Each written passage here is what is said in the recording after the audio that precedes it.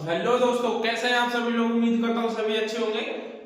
Last lecture में जो हमने चैप्टर नंबर 19 को कंप्लीट कर लिया था, trial before court of session. आज जो है हम एक और जो है चैप्टर नंबर 20 इसको कंप्लीट करेंगे, जो कि चैप्टर नंबर 20 261 से लेकर के 270 73 4 5 नहीं बाकी मामले हो गए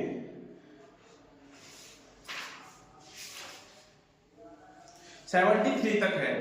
ठीक है दोस्तों, trial of warrant cases bye magistrate. तो अब हम वारंट केसेस के ट्रायल के बारे में बात करेंगे और जो है आज इसको जो है कंप्लीट करेंगे।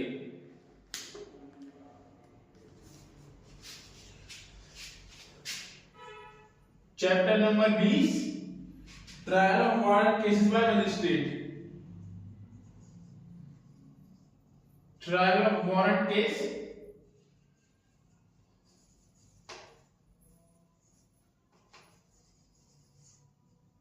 Bye magistrate.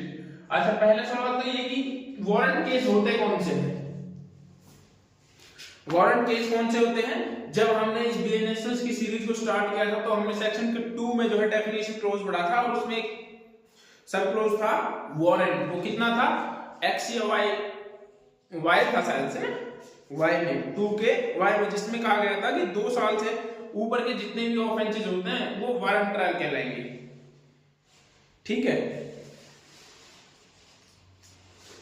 2 के एक्स वाई में ही है ना, वाई में ही है 2 के वाई, नहीं सॉरी 2 के जेड में है warrant case. Warrant case means relating to an offence punishable with death, imprisonment for life और the imprisonment of terms actual 2 year. अर्थात 2 साल से ऊपर के जितने भी ऑफेंसेस होंगे उनको वारंट केस कहते हैं और 2 साल से नीचे के जितने भी मैटर होंगे उनको समन केस बोलते हैं। ठीक है, तो वारंट केस का पता चलेगा कि वारंट केस कौन से होते हैं। कौन से होते हैं वारंट केस? वारंट केस वो होता है 2 ईयर पनिशमेंट जिनमें हो, 2 ईयर प्लस पनिशमेंट जिनमें हो। ठीक है, उनको बोलते हैं वारंट केस। अब इसके बाद देखते हैं, इसमें 3 चैप्टर्स हैं। फर्स्ट ऑफ ऑल है, पहला है पुलिस रिपोर्ट। जब मामला पुलिस रिपोर्ट पर हो तब जो है उसका ट्रायल किस तरीके से होगा। उसके बाद सेकंड है, जब मामला जो है पुलिस रिपोर्ट से अलग, इट मींस कंप्लेंट पर हो, तब जो है उसका ट्रायल कैसे होगा। और थर्ड है कंक्लूजन ऑफ ट्रायल, ट्रायल का कंक्लूजन क्या होगा। देखो ये कहां से कहां तक है। फर्स्ट है ट्रायल और पुलिस रिपोर्ट के आधार पर ट्रायल होता है, पीआर पर। वो कहां से कहां तक है? ये जो पूरा चैप्टर है वो 261 से लेकर के 273 तक है। ठीक है, तो ये कहां से कहां तक है? 261 से 266 तक, 266 तक। उसके बाद आता है complaint, other than police report है कंप्लेंट या सुओ मोटो। वो कहां से कहां तक है? 267 से 270 तक। उसके बाद आता है कंक्लूजन जो कि 271 से लेकर के 273 तक है। ठीक है, तो आज जो है हम इन सबको जो है कंप्लीट करेंगे। पहला करेंगे हम पुलिस रिपोर्ट। जब मैटर पुलिस रिपोर्ट पर आए तो जो है उसका ट्रायल किस तरीके से होगा। उसके बाद कहता है कि जब मैटर कंप्लेंट के तौर पर आता है मजिस्ट्रेट के सामने, तब मजिस्ट्रेट उसका ट्रायल किस तरीके से करता है। हमने किया था कि जब भी जो है कोई एफआईआर रजिस्टर होती है, पुलिस रिपोर्ट पर कोई मैटर जाता है, तो मजिस्ट्रेट 210 में उसके संज्ञान लेने के बाद में क्या करता है, क्या करता है, चार्ज फ्रेम करेगा। 230 को कॉपी वगैरह सप्लाई करने के बाद में जो है उसको क्या करेगा, चार्ज फ्रेम करेगा और देन आफ्टर जो क्या करेगा वो ट्रायल को स्टार्ट करेगा। लेकिन कंप्लेंट में क्या होता है, कंप्लेंट 223 में जब मजिस्ट्रेट के सामने आती है तो सबसे पहले वो क्या करता है, कंप्लेंट जो होता है कंप्लेनेंट का और कोई विटनेस है तो उसका, दोनों का जो एग्जामिनेशन करेगा। उसके बाद में इशू ऑफ प्रोसेस होंगी। ठीक है, इशू ऑफ प्रोसेस होने के बाद में जो है वो अपीयर होगा फाइनली, फिर जो चार्ज फ्रेम होंगे आफ्टर दैट, और चार्ज फ्रेम के बाद में जो है फिर ये ट्रायल पे आता है। और ये है कंक्लूजन, जो इन दोनों का कंक्लूजन आएगा वो जो है इसमें कंक्लूजन कहलाएगा। बात करते हैं पुलिस रिपोर्ट के आधार पर जब मैटर का ट्रायल किस तरीके से होता है। ठीक है, ए का पार्ट 1 की बात करेंगे हम। ए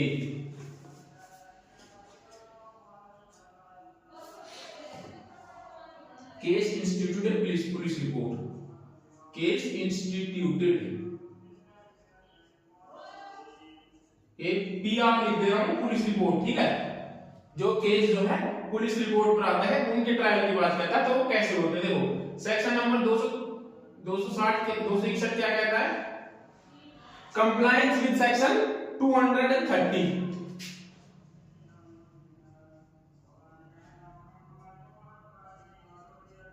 कंप्लायंस सेक्शन 230 की कंप्लायंस की बात करता है कि ट्रायल होने से पहले ना मजिस्ट्रेट इस चीज को श्योर करेगा कि जो है पहले उस 230 जो सेक्शन है उसका कंप्लायंस किया गया है या नहीं किया गया है। 230 क्या कहता है, 230 कहता है कि जब मैटर पुलिस रिपोर्ट पर हो तो उसको जो है रिलेवेंट डॉक्यूमेंट को दिया जाना। अब वो डॉक्यूमेंट कौन कौन से हैं, 180 की स्टेटमेंट होती है, एफआईआर होती है, इन्वेस्टिगेशन की जो कंप्लीट चालान रिपोर्ट होती है, ठीक है। जितने भी सब कुछ उसमें जो डॉक्यूमेंट होते हैं जो पुलिस अपनी इन्वेस्टिगेशन में निकाल के लाती है सामने, वो सभी डॉक्यूमेंट जो है अक्यूज को दिए जाते हैं। तो सबसे पहले मजिस्ट्रेट ये मेक श्योर करेगा कि जो है अक्यूज को जो है 230 के जो डॉक्यूमेंट दिए जाने थे क्या वो दिए गए हैं या नहीं दिए गए। अगर वो डॉक्यूमेंट का कंप्लाई नहीं दिए गए तो जो होगा इसका ट्रायल मजिस्ट्रेट जब तक नहीं करेगा और 230 का कंप्लाई करने का ऑर्डर देगा पहले तो ये कहता है when in any warrant case instituted on a police report, जब कोई जो है जब कोई मैटर जो है वारंट मामला जो है पुलिस रिपोर्ट पर दायर होता है, the accused appear also brought before a magistrate at the commencement of the trial, the magistrate shall satisfy him that he has complied with the provision of the section 230, sorry हाँ 30 लिखा है। तो जो होगा मजिस्ट्रेट पहले इस बात से सेटिस्फाई होगा कि जो है 230 की कंप्लाई किया गया है या नहीं किया गया। अच्छा मजिस्ट्रेट को कैसे पता चलता है कि 230 का कंप्लाई किया गया है, ठीक है। जो कोर्ट में जो प्रैक्टिस करता है उनको पता होगा कि जब जो है कोई भी डॉक्यूमेंट जो पुलिस के द्वारा दिया जाता है ना, तो उसके बाद में जो है अक्यूज से एक स्टेटमेंट लिखवाई जाती है कि मैंने जो है जैसे कि मान लीजिए चालान किया कि मैंने जो है चालान प्राप्त कर लिया है और अब मैं ट्रायल के लिए एक नेक्स्ट डेट चाहता हूं या फिर ट्रायल स्टार्ट करवाना चाहता हूं, ठीक है। तो इस तरीके से होता है, ऐसा नहीं है कि मजिस्ट्रेट ऑनलाइन भी दे देते हैं उसके बाद एक स्टेटमेंट भी कहीं पे लिखते हैं कहीं पे नहीं लिखते, लेकिन जो हरियाणा में जो है वहां पर स्टेटमेंट को लिख लेते हैं। जो रीडर होते हैं ना बैठे बराबर एक स्टेटमेंट को लिखते हैं, उसको वेरीफाई करके जो है एक नेक्स्ट डेट दे देते हैं उसके लिए। और जरूरी नहीं है कि रिटर्न में ही हो, ये ऑरली भी हो सकती है। मजिस्ट्रेट के सामने खड़े होकर के ऑरली भी आप बोल सकते हैं कि जो है मैंने कॉपी प्राप्त कर ली है, उसके लिए इसका कोई वो नहीं है। उसके बाद आता है section number 262 when accused shall be discharge, accused को जो है कब डिस्चार्ज कर दिया जाएगा।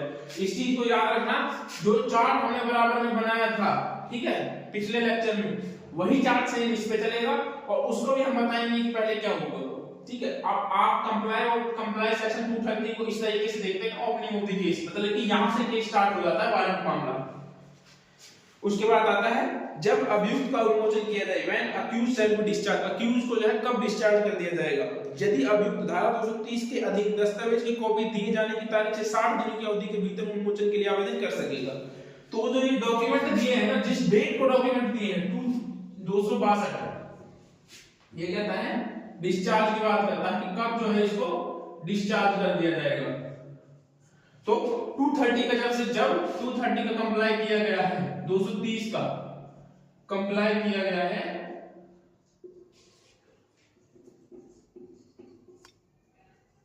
उस डेट से 60 डेज के भीतर, तो 60 दिन के अंदर जो है वो डिस्चार्ज के लिए आवेदन कर सकता है, के अंदर आवेदन कर सकता है।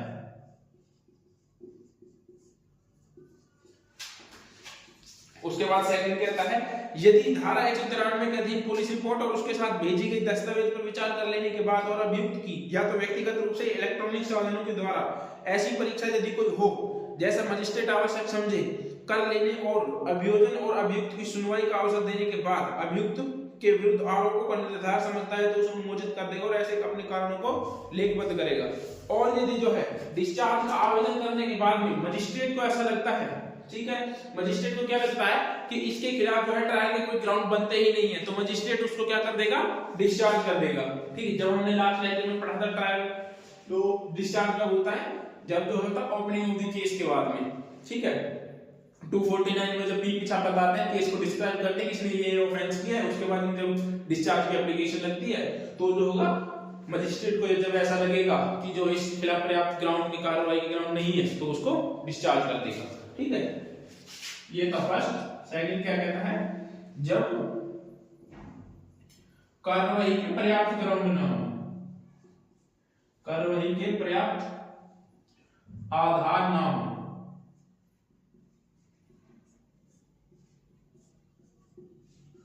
तो रीजन को रिकॉर्ड करते हुए वो क्या करेगा, सॉरी रिटर्न करते हुए उसको डिस्चार्ज कर देगा। और यदि उसको ऐसा लगता है कि नहीं ग्राउंड्स अवेलेबल हैं तो उसको क्या करेगा, वो आगे उसको चार्ज के लिए भेज देगा। ठीक है, जैसे इधर देखते हैं 262 में क्या होता है, डिस्चार्ज। देखो जैसे कि opening of the Kings, opening हुई 230 में, तो पहले ये देखा गया मजिस्ट्रेट ने कि क्या कंप्लाई किया है। उसके बाद में क्या हुआ, उसके बाद में नेक्स्ट स्टेज आई, क्या आई कि भाई जब ओपनिंग ऑफ द केस हो जाती है तो उसके बाद में क्या था, डिस्क्राइब करने के बाद आता है डिस्चार्ज। डिस्चार्ज की कंडीशन आती है, या तो वो मजिस्ट्रेट डिस्चार्ज के लिए आवेदन कर सकता है मजिस्ट्रेट को 262।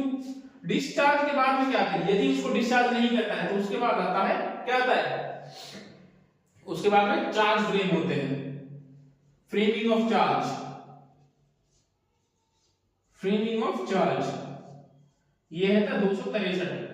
और यदि फ्रेमिंग ऑफ चार्ज करने के बाद में क्या आता है, यदि वो चार्ज फ्रेम करने के समय जो है उन ऑफेंसेस को जिसके जो उसके विरुद्ध आरोप लगाए गए उनको एक्सेप्ट कर लेता है तो उसको प्लीड गिल्टी बोलते हैं, प्लीड गिल्टी। ठीक है, पिछले लेक्चर में जैसा था ना ऐसे ये सेम, आप लोगों को कुछ करने की जरूरत नहीं है, बस एक बार सीक्वेंस में याद रख लो कि इसके बाद ये आता है, उसके बाद आपको ऑटोमेटिक वो मिल जाएगा 264।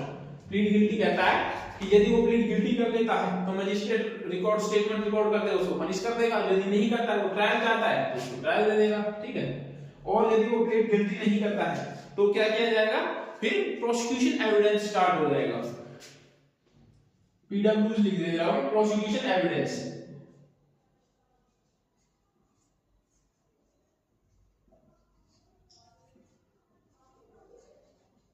Prosecution evidence 265।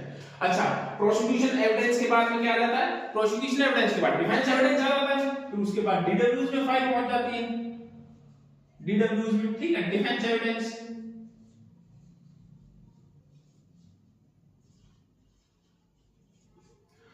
ये है 266।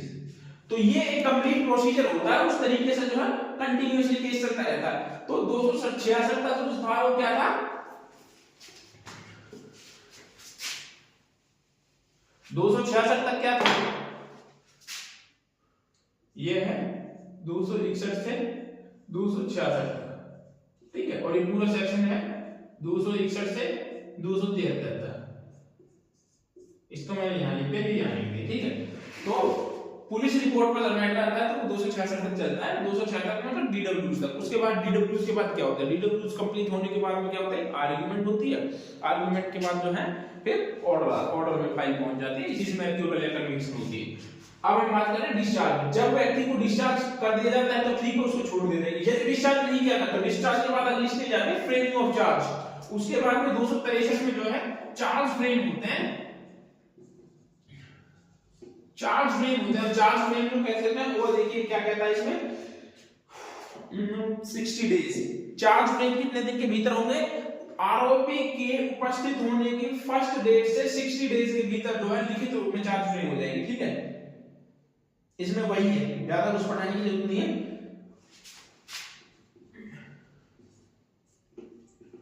पहली सुनवाई की तारीख से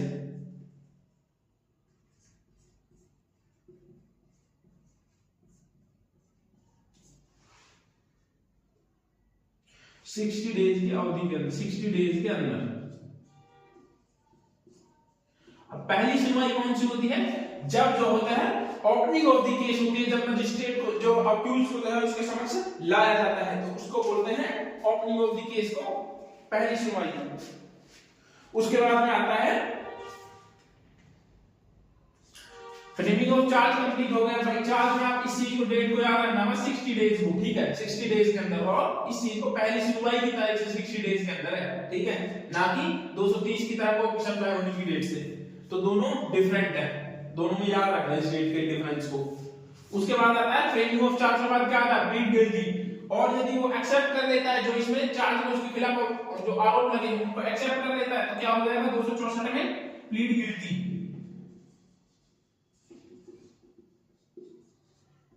प्लीड गिल्टी, ठीक है। यदि वो प्लीड गिल्टी नहीं करता है तो क्या हो जाएगा उसके बाद में 265 में उसके बाद है। और यदि नहीं करता है तो क्या हो जाएगा पीडब्ल्यू स्टार्ट हो जाएगी। पीडब्ल्यू मतलब प्रोसिक्यूशन एविडेंस, ठीक है। अब उसमें सीक्वेंस वाइज जो एक के बाद एक एविडेंस कंप्लीट होते चले जाएंगे। जब ये कहता है जहां अभियुक्त अभिभावक से इनकार कर देता है और अभियुक्त अभिभावक नहीं करता है, ये कहता है कि जहां प्लीड गिल्टी होना जहां प्लीड गिल्टी नहीं करता है और वहां विचार किए जाने का दावा करता है, जहां वो चाहता है कि उसके खिलाफ जो है ट्रायल हो या मजिस्ट्रेट अभियुक्त धारा 264 के अधीन दोषित नहीं करता है तो वह मजिस्ट्रेट साक्ष्यों की परीक्षा के लिए तारीख नियत करेगा। धारा 264 के अधीन मतलब दोषी होने का विभाग पर दोषी, जहां वो स्वीकार ही नहीं करता है, वो ट्रायल चाहता है तो उसको जो है ट्रायल कंडक्ट किया जाएगा। उसके बाद उसके बाद प्रोविजन कहता है परंतु मजिस्ट्रेट को पुलिस द्वारा इन्वेस्टिगेशन के दौरान अभिलिखित किए गए साक्ष्यों को अग्रिम रूप से प्रदाय करेगा।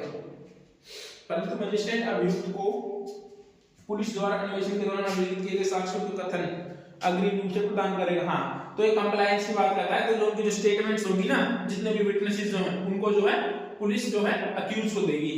मैं उनको अक्यूज को एटलीस्ट पता तो चले ना कि उसके खिलाफ क्या आरोप है और उनको जो है जो साबित करने के लिए कौन से प्रूफ है, ठीक है, किस किस व्यक्ति ने क्या क्या स्टेटमेंट्स दिए ताकि उनको जो है काटा जा सके आगे जाकर जो है। उसके बाद सेकंड कहता है मजिस्ट्रेट अभियोजन के आवेदन पर उसके साक्ष्यों में से किसी को हाजिर होने या कोई दस्तावेज या अन्य चीज पेश करने का निर्देश देने वाला समन जारी कर सकता है।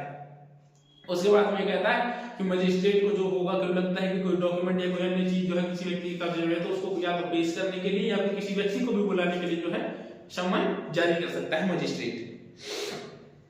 उसके बाद थर्ड कहता है ऐसे नियत तिथि पर साक्ष्य लेने के लिए अग्रसर हो समर्थन करें जिस डेट पर जो है मजिस्ट्रेट ठीक चंद उस डेट को बुला लेगा। उसके बाद फिर प्रोविजो कहता है, प्रोविजन में फिर यही है कि बाकी जो है उसका विटनेस वगैरह को बुलाया जाएगा, ज्यादा कुछ नहीं है इसमें। अपने के हिसाब से आपको कोई दिक्कत नहीं आएगी,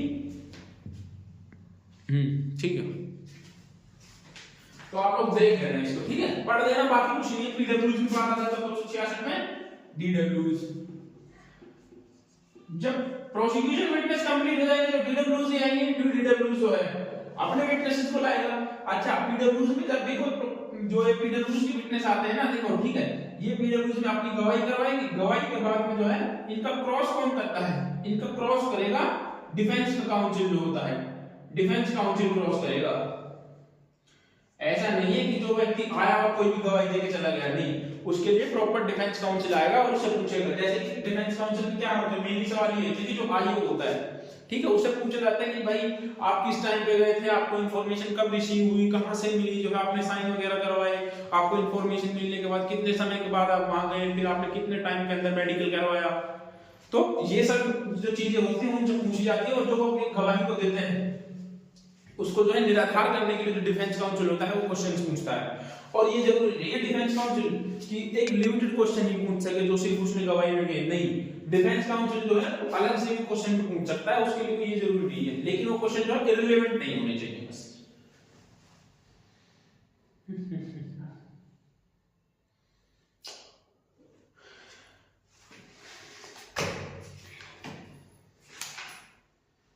दो सौ छियासठ की सेम ही है जैसे 265 है। ये पुलिस रिपोर्ट का हो गया, ये मैंने आपको यहाँ पे समझा दिया। आपको यहाँ पे सिर्फ ये याद रखना ट्री के हिसाब से डिस्चार्ज के लिए जो है पहले 230 को कंप्लाई करना पड़ेगा 60 दिन के अंदर अंदर। आवेदन जो होगा यदि नहीं करता तो उसको डिस्चार्ज कर दिया जाएगा। उसके बाद चार्ज में कहता है कि पहली सुनवाई की तारीख से 60 दिन के अंदर। और ये मैंने एक चार्ट बनाया हुआ है, तो एक के बाद एक प्रोसीजर होते हैं, वो कौन कौन से होते हैं, ठीक है। अब इसी प्रोसीजर में आप याद रखना, ये था on constituted A police report, जब मामला पुलिस रिपोर्ट पर मजिस्ट्रेट के सामने आता है, ठीक है, ये तब के लिए था। और यदि मामला कंप्लेंट पर आए तब क्या है, उस कंडीशन में तब क्या होगा, ये तो हो गया, इसको भी मिटा देते हैं हम, ठीक है, उसको आप रहने दो क्योंकि वही सेम ये उसमें है, बस सेक्शन बदल जाएंगे। जैसे कि बी पार्ट पे है कि warrant matter, warrant is constituted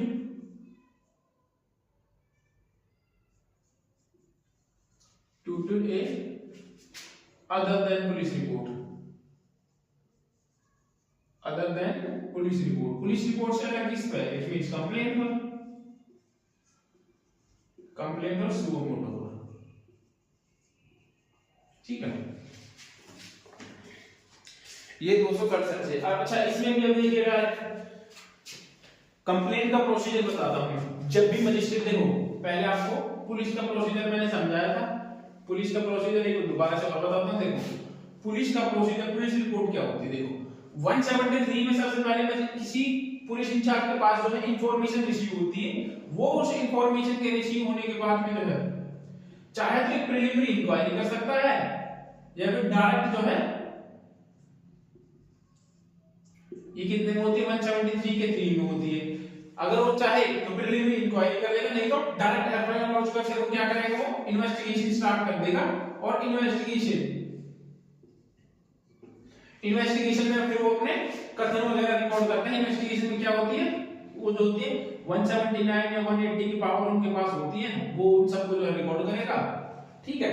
record करने के बाद में जो है रिकॉर्ड करेंगे, उसके बाद में क्या होती है सबमिट करते हैं फाइनल रिपोर्ट। फाइनल रिपोर्ट को 193 में उसको सबमिट कर देते हैं फाइनल रिपोर्ट में। तो ये पुलिस रिपोर्ट होती है। जब पहले तो इसमें क्या आती है, एक ऑफेंस तो होने की इंफॉर्मेशन मिलती है, उसके बाद इंक्वायरी करते हैं, फिर उसके बाद इन्वेस्टिगेशन होती है। इन्वेस्टिगेशन के बाद में जब इन्वेस्टिगेशन कंप्लीट हो जाती है तो जो है उसको मजिस्ट्रेट के सामने सबमिट करते हैं फाइनल रिपोर्ट को। उसके बाद में कहीं जाकर के क्या आता है, उसके बाद में मजिस्ट्रेट जो होता है ना, मजिस्ट्रेट वो 210 में कॉग्निजेंस लेता है यहां से, और 210 में कॉग्निजेंस लेने के बाद में फिर वो क्या करता है, फिर वो स्टार्ट करता है आगे चार्ज को। जब उसके सामने जो है अपीयर होता है तो उसके बाद में चार्ज फ्रेम होता है। चार्ज फ्रेम होने के बाद यदि वो चार्ज को एक्सेप्ट कर लेता है, प्लीड गिल्टी मानता है अपने आप को, तो जो होगा स्टेटमेंट रिकॉर्ड करते हुए वो क्या करेगा, उसको कन्विक्ट कर देगा। और यदि वो गिल्टी नहीं करता है, नो प्लीड गिल्टी, तो वो क्या करेगा, उसके बाद में उसका ट्रायल होगा, ठीक है। ट्रायल के बाद में क्या आती है, ट्रायल के बाद में आएगी जजमेंट, ठीक है। ये जो था पुलिस रिपोर्ट पर था, जो हमने अभी ए पढ़ा है ना, ये उसका था पुलिस रिपोर्ट पर। पुलिस रिपोर्ट इस तरीके से काम करती है, ठीक है। अब बात करते हैं कंप्लेंट की। कंप्लेंट इससे किस तरीके से डिफरेंट है, तो अब कंप्लेंट की बात करते हैं। देखो इसको दोबारा बना लीजिए, ये था पुलिस रिपोर्ट का,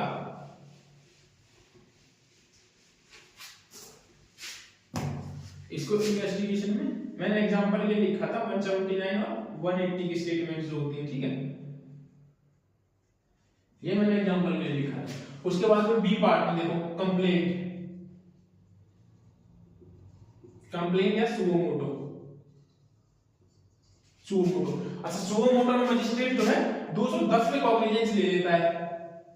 कॉग्निजेंस लेने के बाद में वो क्या करेगा, ठीक है, कॉग्निजेंस ले लेगा। उसके बाद में जो किसी को जो है नोटिस भेज देगा कि भाई आप जो है उस मैटर की इन्वेस्टिगेशन कीजिए, ठीक है। इन्वेस्टिगेशन की देखो, ये मैं सुओ मोटो की बात बता रहा हूं, अभी सिर्फ सुओ मोटो। ये देखना, मजिस्ट्रेट 210 में कॉग्निजेंस लेने के बाद क्या करता है, वो क्या करेगा, नोटिस भेज देगा आईओ की, जो आप जो है इन्वेस्टिगेशन के लिए डायरेक्ट कर देगा, इन्वेस्टिगेशन करो भाई आप, ठीक है। इन्वेस्टिगेशन के बाद में सेम यही प्रोसेस रहेगा, फिर वो सबमिट होगी, उसके बाद में चार्ज फ्रेम में प्लीड गिल्टी होगा, उसी तरीके से। अब मैं कंप्लेंट की बताता हूं, सेम इसी तरीके से है। कंप्लेंट देखो आप किस तरीके से काम करते हैं। जब मजिस्ट्रेट के पास जो है सबसे पहले कंप्लेंट आती है 223 में,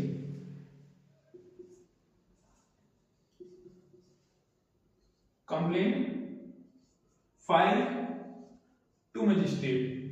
जब मजिस्ट्रेट के पास जो कंप्लेंट आती है तब मजिस्ट्रेट क्या करता है, तो मजिस्ट्रेट जो होगा कंप्लेनेंट का और उसके साथ कोई विटनेस भी आया तो विटनेस का तो एग्जामिनेशन करेगा, ठीक है, और उन दोनों को वहीं साइन करा देगा।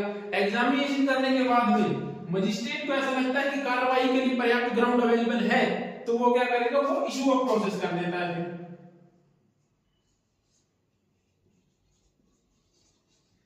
तो इशू ऑफ प्रोसेस मतलब उनको नोटिस वगैरह भेज देगा कि आप जो है यहाँ अपीयर हुई है और अपने आप को डिफेंड कीजिए, ठीक है। इशू ऑफ प्रोसेस के कंप्लीट होने के बाद में 227 से स्टार्ट होता है issue of process. Issue of process होने के बाद में क्या होगा, इशू ऑफ प्रोसेस होने के बाद में जब ये दोनों आ जाएंगे उसके बाद होगा चार्ज फ्रेम। नाउ चार्ज के बाद फिर होती है ट्रायल, वो मैटर के हिसाब से होता है। ट्रायल के बाद फिर आती है judgement,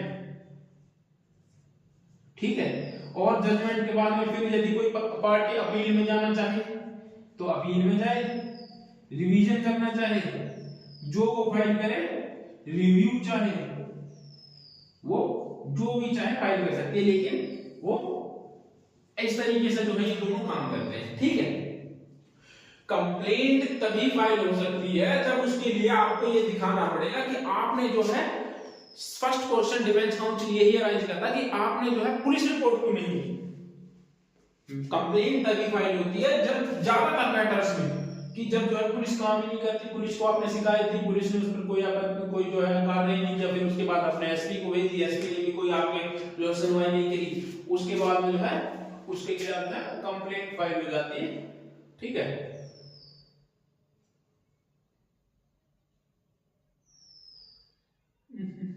complaint file by magistrate, issue of process होगा, उसी ऑफ प्रोसेस के बाद में जो है कंप्लेंट पर फिर उसको इन्वेस्टिगेशन का ऑर्डर दे देता है ना वो, ये तो रह गया इसमें। उसके बाद में जो है वो इन्वेस्टिगेशन का ऑर्डर दे देता है मजिस्ट्रेट आईयू को, आप जो है जाकर के इस मैटर की इन्वेस्टिगेशन कीजिए। उसके बाद में फिर उसकी आती है final report.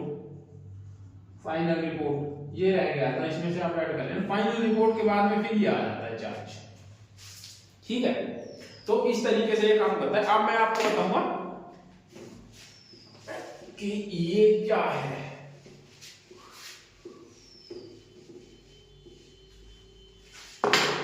Other than police report की बात करता है 267, ये कहता है कि एविडेंस फॉर प्रोसिक्यूशन। 267 में जो है वो एविडेंस मांगता है किसके, पीडब्ल्यू स्टार्ट करने के लिए कहता है प्रोसिक्यूशन एविडेंस का, ठीक है। इसमें पीछे वाला सेम ही है, कोई जरूरत नहीं पढ़ने की, मैं सेक्शन याद रखना, बाकी सेम ही है, कोई ऐसा चीज है नहीं जो आप लोगों को ना पता हो। उसके बाद आता है when accused sell to discharge, जब जो है 268 में उसके बाद आता है डिस्चार्ज। डिस्चार्ज तो आएगा ही नहीं, जब पीडब्ल्यू डिस्चार्ज आता है, क्यूटल आता है,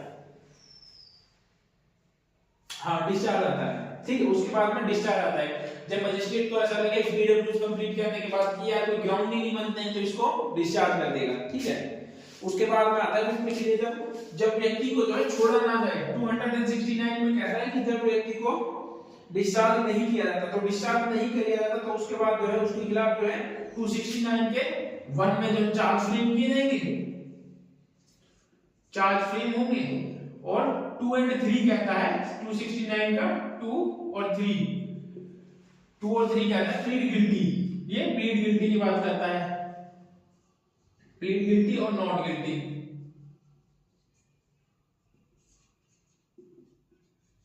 ये प्लीड गिल्टी और नॉट गिल्टी की बात करता है कि प्लीड गिल्टी करता है तो क्या होगा और नहीं करता है तो क्या होगा।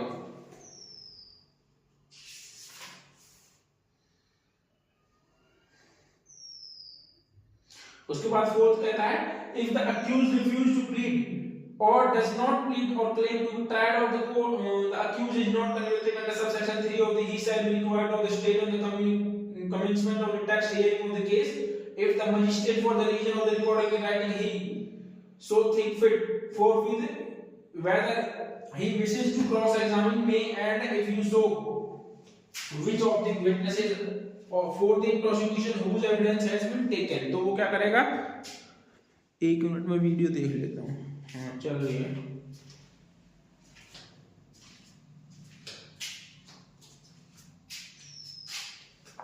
तो क्या करेगा फिर उसके बाद में फोर्थ कहता है कि यदि जो है प्रोसिक्यूशन का एविडेंस लिया गया है तो उसके बाद में उसको पूछा जाएगा कि आप जो है तो क्या उनको क्रॉस करना चाहेंगे। तो एक क्रॉस के बारे में बात करता है 269 का 4 क्रॉस एग्जामिन की बात करता है, ठीक है, क्रॉस एग्जामिन। उसके बाद फिफ्थ कहता है यदि वह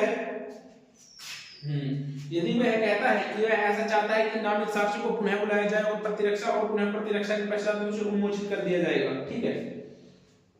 तो वो चाहे तो फिफ्थ में कहता है वो चाहे तो उन्हें री एग्जामिनेशन के लिए भी बुला सकते हैं, री एग्जामिनेशन के लिए भी, क्रॉस के लिए भी, और जब उसके बाद जो आता है तो उसको डिस्चार्ज कर देंगे यदि वो डिस्चार्ज मांगता है तो, लेकिन बिना मांगे डिस्चार्ज नहीं करेगा।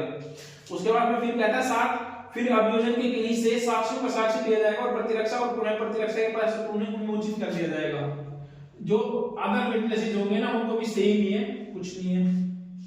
उसके बाद 7 कहता है आवश्यक दिए जाने के बावजूद और सभी युक्त उपाय करने के बाद 5 और 6 के अधीन अभियोजन साक्ष्य की उपस्थिति प्रतिरक्षा के लिए सुनिश्चित नहीं की जाती तो यह माना जाएगा कि ऐसे साक्ष्य परीक्षा किए जाने के लिए उपलब्ध नहीं हुआ।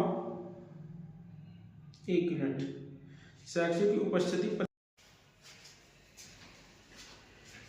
माफी चाहूंगा दोस्तों, बीच में लाइट की वजह से जो दिक्कत आ गई थी। मैंने जो सेकंड नंबर 273 तक जो कंप्लीट करा दिया था चैप्टर नंबर 20, लेकिन जब मैंने देखा कि आधे घंटे की ही वीडियो बनी है और वीडियो मैंने कम से कम 1 से 1.5 घंटे की रिकॉर्ड करी थी लेकिन हो नहीं पाई, और 267 तक हमने कंप्लीट करा दिया था। जो चार्ट मैंने अभी बनाया था, लास्ट में जो चार्ट बनाया था वो कंप्लेंट का और पुलिस रिपोर्ट के जब मैटर आते हैं तो उनके बेस पर बनाया था कि किस तरीके से जो है काम करते हैं।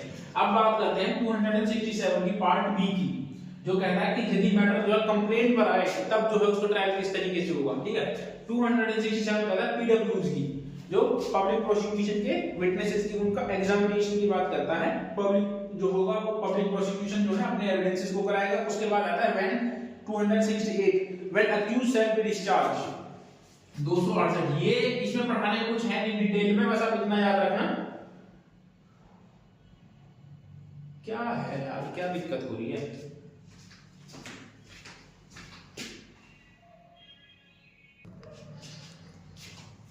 और 268 कैसा है कि अभियुक्त को कब उन्मोचित कर दिया जाएगा, डिस्चार्ज की बात करता है। ठीक है, ये कहता है डिस्चार्ज।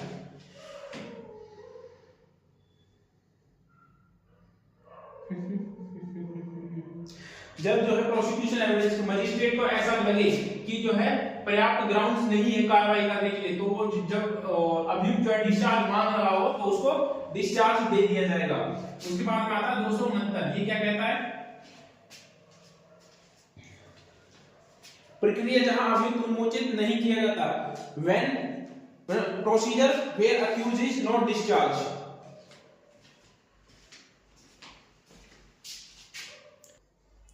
ये बात करता है when where accuse is not discharge.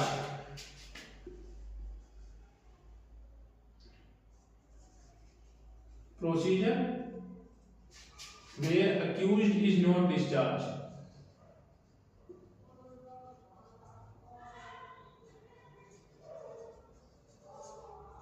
ठीक है, जब जो है अक्यूज डिस्चार्ज नहीं हो तो इसका सबसेक्शन 1 कहता है कि यदि जब मजिस्ट्रेट उसको डिस्चार्ज ना करे तो फर्स्ट कहता है कि उसको जो है चार्ज फ्रेम किए जाएंगे। ठीक है, पहला में कहता है चार्ज फ्रेम करेगा मजिस्ट्रेट, फिर सेकंड और थर्ड में कहता है वो प्लीड गिल्टी करेगा या फिर नॉट गिल्टी।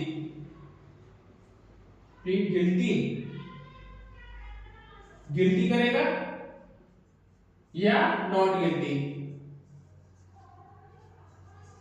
उसके बाद फोर्थ क्या कहता है? फोर्थ को आप पढ़ेंगे तो ये कहता है कि जब जो है वो प्लीड गिल्टी ना करे तब क्या किया जाएगा? तब जो यदि डिफेंस काउंसिल है वो यदि क्रॉस करना चाहता है विटनेसेस का, ठीक है, तो क्रॉस किया जाएगा, उसका एविडेंस कराए जाएंगे, और यदि वो चाहते हैं कि उनको री एग्जामिन कराया जाए तो उनको री एग्जाम भी कराया जाएगा, री एग्जामिन भी होंगे। उसके बाद फिर कहता है कि साक्ष्य को पुनः बुलाया जाएगा प्रतिरक्षा, और इसके बाद पांचवा भी यही कहता है कि उन्हें पुनः बुलाने के बाद में जो मजिस्ट्रेट को ऐसा लगे कि जो है कि कार्रवाई में पर्याप्त ग्राउंड नहीं है तो उसको डिस्चार्ज कर देगा। 6 कहता है फिर अभियोजन के किन्हीं से साक्ष्यों को साक्ष्य लिया जाएगा और प्रतिरक्षा और पुनः प्रतिरक्षा के पश्चात भी वो उन्मोचित कर दिया जाएगा। एविडेंस लेने के बाद जब उसको लगे कि जो है पर्याप्त ग्राउंड नहीं है तो उसको डिस्चार्ज कर देंगे। 7 क्या कहता है?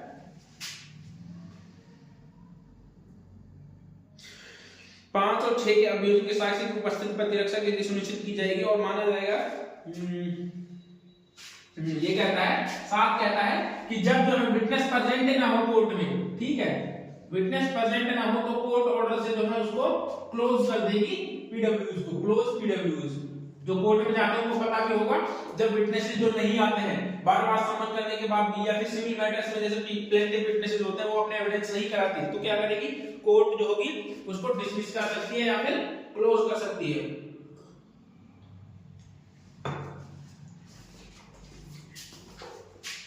और फिर फाइनली उसके बाद आता है 270, ये बात करता है डिफेंस एविडेंस की।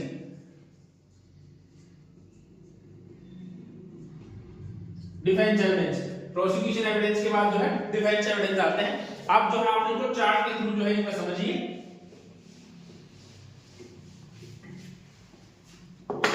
अरे यार वीडियो चलाई नहीं है या नहीं है? वीडियो चल रही है अभी तो, दिख रहा है? ठीक है। उसके बाद आते हैं, अब एक बार चार्ट पे समझते हैं। चार्ट देखिए, ये आता है पुलिस रिपोर्ट का, ठीक है, ये होता है कंप्लेंट का। सबसे पहले 261 क्या बात कर रहा था कि कंप्लाई किया जाएगा 230 का, कंप्लाई 230 का। उसके बाद में क्या बात करता है, उसके बाद कहता है डिस्चार्ज की, सॉरी डिस्चार्ज दिया, उसके बाद बात आती है डिस्चार्ज की 262 डिस्चार्ज कि कब जो है उसको डिस्चार्ज किया जाएगा, कंप्लाई करने के बाद मजिस्ट्रेट को लगे ग्राउंड नहीं है तो उसको डिस्चार्ज करेगा। उसके बाद 263 क्या कहता है, 263 कहता है चार्ज फ्रेम की, फ्रेमिंग ऑफ चार्ज। उसके बाद दो कंडीशन है, फिर क्या है 264 क्या कहता है, चार्ज फ्रेम होने के बाद कौन सी कंडीशन है, या तो प्लीड गिल्टी करेगा और नहीं करता है तो फिर उसको ट्रायल करेगा, प्लीड गिल्टी,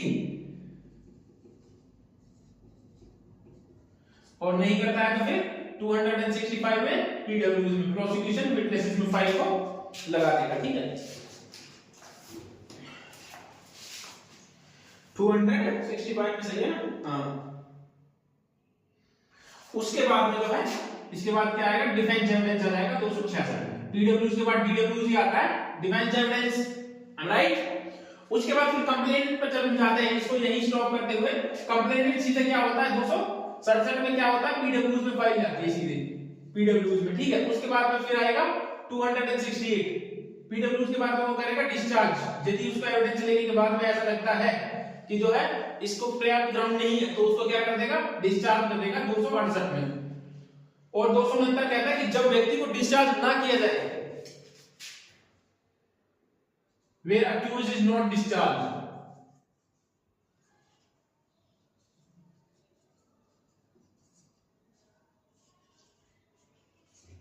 क्या कहता है इसका 1 2 3 जो मैंने अभी आपको वैसे बताया था कि 1 कहता है कि जब डिस्चार्ज नहीं किए जाएंगे तो फ्रेम कर देगा, इश्यू ऑफ फ्रेम हो जाएंगे, चार्ज फ्रेम हो जाएंगे। 2 में कहता है कि प्लीड गिल्टी करेगा या फिर नॉट गिल्टी होगा। उसके बाद 3 में कहता है कि गिल्टी करता है तो एविडेंस लिए जाएंगे, री-एग्जामिनेशन किया जाएगा।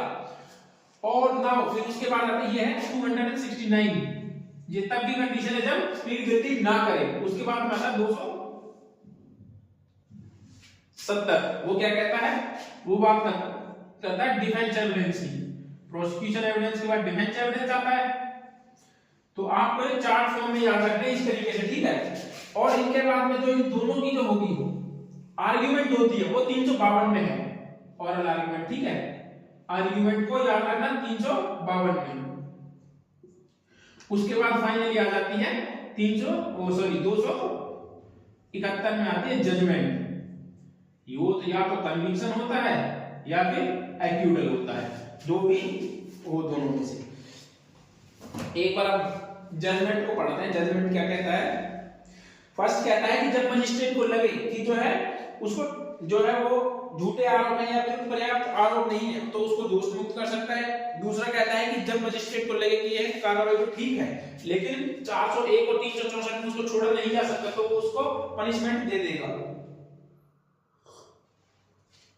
उसके बाद थर्ड कहता है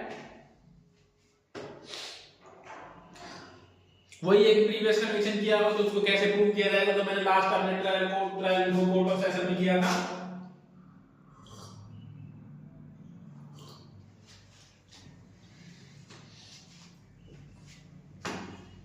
अब आते हैं 272, ये बड़ा इंपॉर्टेंट है, याद कीजिएगा दोस्तों, याद होने जरूरी है सेक्शंस आपको। यदि आप सेक्शंस को याद नहीं करोगे तो दिक्कत आ जाएगी। चाय पी लीजिए दोस्तों, सर्दियों में चाय पीने का मजा ही कुछ और होता है।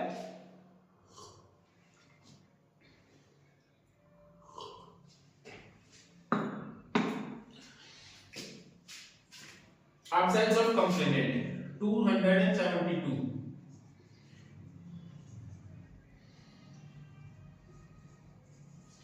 Absence of complainant, इसमें क्या है, जब कार्यवाही पर्याप्त परिवार द्वारा संस्थित की जाती है और मामले की सुनवाई के लिए नियत किसी दिन परिवादी अनुपस्थित रहता है और अपराध का विधिपूर्वक समन किया जा सकता है या संज्ञेय अपराध नहीं है। तो ये किन चीजों के बारे में बात है, देखो जब कंप्लेनेंट, ठीक है, फर्स्ट ऑफ ऑल कंप्लेनेंट जो है कोई कंप्लेंट फाइल करता है, ठीक है, कंप्लेंट फाइल करता है और वो कंप्लेंट कैसी है, वो कंप्लेंट कैसी है, कॉग्निजेबल नहीं है,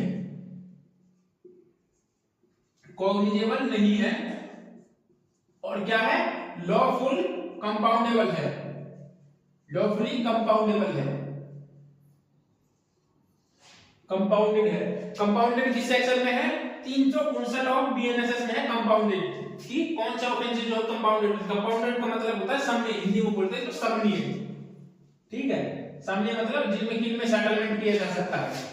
उसके बाद कहता है कि यदि कंपाउंडेबल है ऑफेंस ऐसा है तो उसको 30 डेज का टाइम दे सकता है कोर्ट, या फिर उसको क्या कर सकता है, या अक्यूज को फ्रीइंग ऑफ चार्ज होने से पहले डिस्चार्ज कर देगा, ठीक है। यदि वो अपीयर नहीं होता तो दो काम कर सकता है कोर्ट, या तो 30 डेज का टाइम देगा, डिस्चार्ज कर देगा।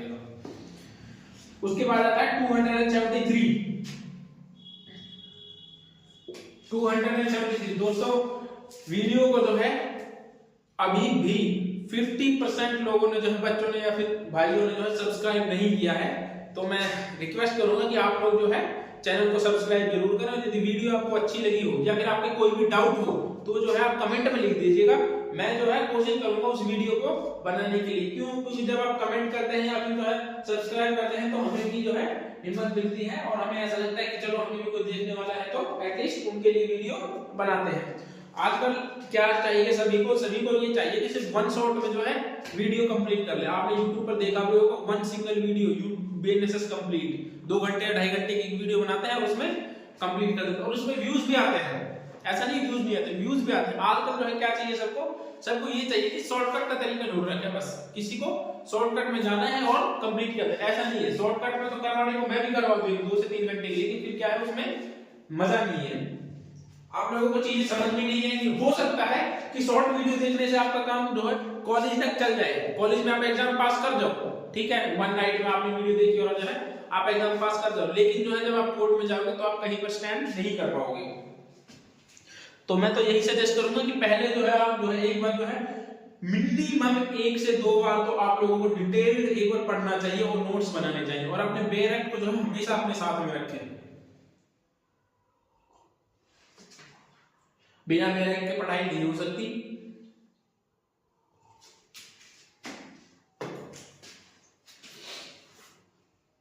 अब हम करते हैं 273 उचित कारण के बिना अभियोग के लिए प्रतिगत। देखो, उचित कारण के बिना अभियोग के लिए प्रतिगत पहला क्या कहता है, यदि कोई आपने जो है झूठी कंप्लेंट दी, आपको पता था एक या एक से ज्यादा अक्यूज थे, जिनमें से एक को तो कन्विक्शन कर दिया, दूसरे को खिलाफ क्या है झूठा नाम दे दिया। आपने देखा होगा जब भी लड़ाई होती है तो चाहे वो एक वहां पर हो, लड़ाई एक से होती है, नाम 10 के दे देते हैं। तो उसके लिए जो है ना इसमें प्रोविजन क्या है कि मजिस्ट्रेट जो है ना, जो कंप्लेनेंट है उसके जो है उसके खिलाफ जो है वो लगा सकता है, फाइन लगा सकता है और उससे पूछा जाएगा कि क्यों आपके खिलाफ जो है फाइन ना लगाया जाए।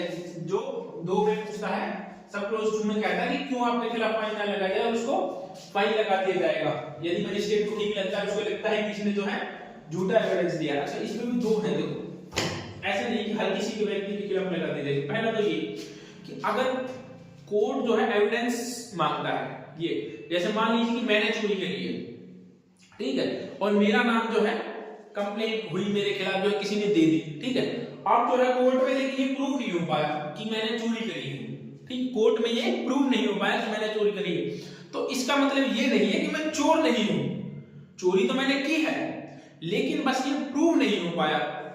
तो इन दोनों चीजों में फर्क है, आप लोगों को समझना होगा इन दोनों चीजों को, जितनी जल्दी आप समझोगे उतना बेटर। तो इसका मतलब ये है कि मेरे खिलाफ यदि कोई चीज प्रूव नहीं हुई तो इसी वजह से जिसने मेरे खिलाफ कंप्लेंट की थी वो सिर्फ ये नहीं हो जाएगा कि इसने झूठी कंप्लेंट फाइल कर दी, नहीं, उसके लिए मजिस्ट्रेट जो होगा ग्राउंड्स भी देखेगा कि क्या ग्राउंड्स हैं।